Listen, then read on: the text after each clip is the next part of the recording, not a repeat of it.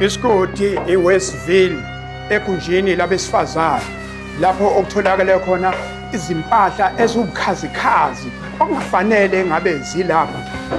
Uyabona ukuthi lo muntu wesifazane ubephila impilo okukhazikhazi njengoba uzakwethu kwekhamera ezokukhombisa nje yonke into ethathwayo. Uyabona ukuthi ubukhazikhazi bangampela impilo abeyiphila ingaphezulu kwempilo yomuntu ohlala ngaphandle ongagitshile. Njengoba ubona ukuthi amaphoyisa ashaqa yonke into okumkhankaso noma kuyingxenye yomkhankaso wokuthi kukhuculule zonke izinto okuthola ukuthi zingaphakathi kodwa akuvumelekile ukuthi zibe ngaphakathi la ejele.